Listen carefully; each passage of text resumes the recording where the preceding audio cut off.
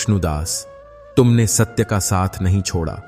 तुमने मेरी भक्ति में अटल विश्वास रखा, इसीलिए मैं तुम्हारी रक्षा के लिए आया हूं।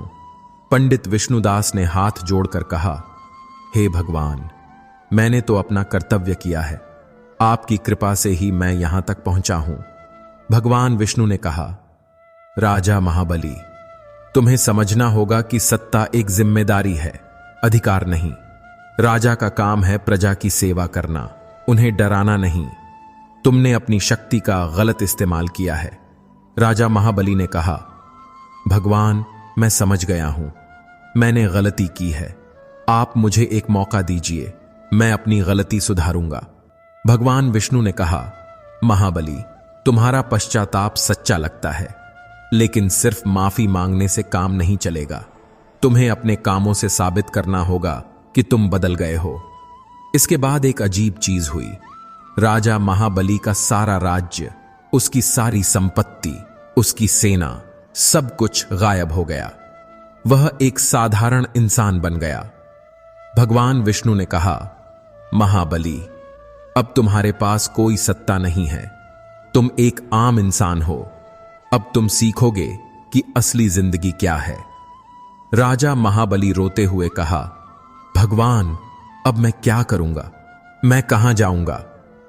पंडित विष्णुदास ने राजा की तरफ हाथ बढ़ाया और कहा, राजन, आप मेरे साथ चलिए, मैं आपको सिखाऊंगा कि एक सच्ची जिंदगी कैसे जी जाती है। भगवान विष्णु ने कहा, पंडित विष्णुदास, तुम्हारा यह व्यवहार बहुत अच्छा है। तुमने अपने दुश्मन को भी माफ कर दिया, यही तो सच्ची भक्ति है। राजा महाबली ने पंडित के पैर छुए और कहा, पंडित जी, मैंने आपके साथ बहुत बुरा व्यवहार किया है, क्या आप मुझे माफी कहे ऑफ कर सकेंगे। पंडित विष्णुदास ने कहा, राजन, मैंने तो आपको पहले से ही माफ कर दिया था। मैं जानता था कि आप गलत रास्ते पर हैं, लेकिन मैं यह भी जानता था कि एक दिन आप सच्चाई को समझेंगे।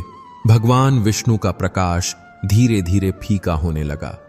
उनकी आवाज आखिरी बार सुनाई दी, महाबली, तुम्हें 1 साल का समय मिलता है। इस 1 साल में तुम सच्चे मन से भक्ति करो, लोगों की सेवा करो।